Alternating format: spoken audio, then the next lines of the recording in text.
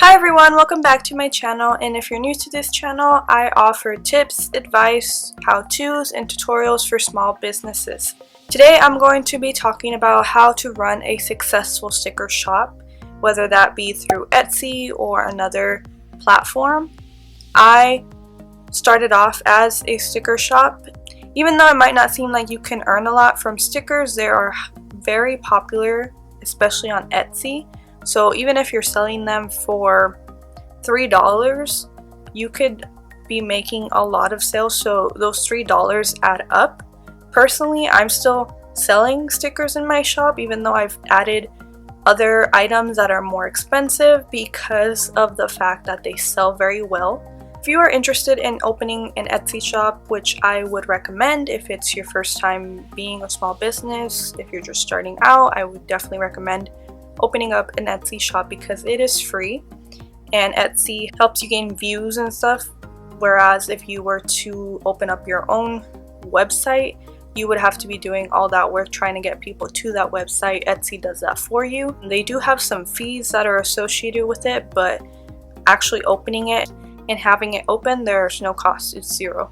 So if you're interested in opening an Etsy shop and you haven't done so, you can go ahead and click on the link that I have in the description and you'll get 40 free listings to start off your Etsy shop. Now for stickers, you can either purchase the supplies to make them yourself, but I know a lot of people can't do that because of financial reasons. You know, it costs a lot to buy your own supplies and make it yourself. So if that is the case, you can also go on sites that make stickers out of your designs, whether that be Sticker Mule.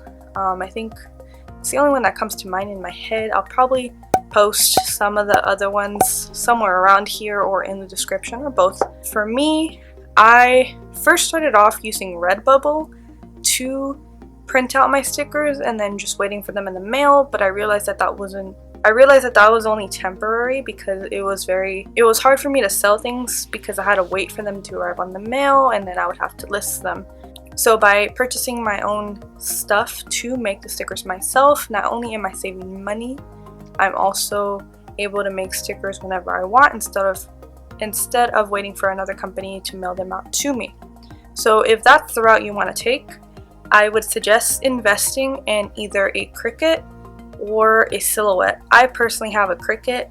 I purchased mine through Walmart because they had a sale. I think I only spent like $100 something on it. There is one available on Amazon. I think it's the Cricut Explorer or Cricut Air 2, something along those lines. I'll have it listed in the description. It's less than $200, I believe. But you're gonna need one of those, either one of those. Like I said, I personally have a Cricut, but if you want to go the Silhouette route, the main difference is that the Cricut is more user friendly. I've had the Cricut for the past 4 years, and you know, even though there's have been some issues, there's always going to be issues with any machine you buy. I have no complaints. So if you are interested in getting a Cricut, like I said, the link is going to be in the description. So that's the number one thing, is to buy a Cricut, which is going to be your cutting machine. And apart from that, you're going to need some Cricut mats to put the sticker sheet on. So you can look for the bundles, or if you just want to purchase everything separately, I will have all of them listed in the description for you to be able to see. And I linked the standard green one. There are, I believe, 3 different ones. You can also use the blue one, which is a little less sticky, which I think I would actually recommend more than the green mat for stickers specifically, because sometimes when you're trying to take it off the mat with the green one, it's too sticky and it's really hard to take off the sticker, and since they're very delicate, you don't want to like just rip it off. Actually, I think I'll probably list the blue ones as well, depending on which ones you want to go with. I believe the blue ones are a bit more expensive, but if you don't want to be dealing with that, I would suggest getting the blue ones. I personally just use my mats that are more worn out for stickers. Now to print out the stickers themselves, I have an Epson SureColor P400. This one's a little more pricier than most people would recommend for stickers or for printing in general. I had to purchase this specifically for a college course. As long as you get a really good inkjet, make sure it's inkjet printer, you should be good. So, you know, you can go with the Epson or a Canon. I heard that Canon printers are really good as well, and the ink is cheaper. I wouldn't recommend going with mine because mine is more for art-based things. It's more expensive. I just have it here because I purchased it for my class. So you're going to need a printer, a really good inkjet printer. Now the next thing you're going to need is sticker paper, and you can either go with glossy or matte. I personally purchase from Online Labels. I've been purchasing from them for years. Their quality is really good, and I purchase directly from their site, but they also sell on Amazon if that's more convenient for you. I'll also link that in the description.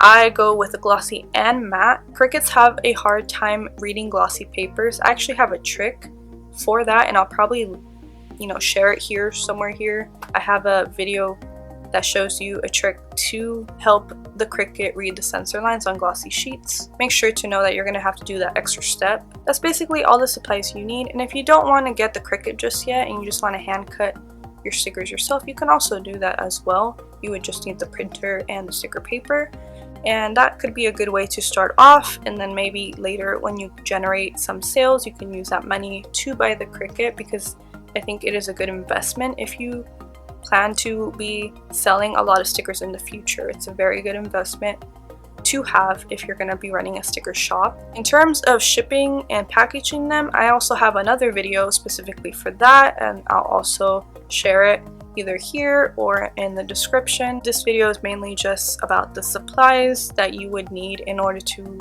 successfully run a sticker shop. Now, if you have any questions about any of the supplies I mentioned, please be sure to leave them in the comments. I will be happy to help you. I had a lot of trial and error when I first started, so I know which supplies are good and which ones are not. So again, if you have any questions, please be sure to leave them in the comments, and I hope this video was helpful, and I'll see you guys later. Bye.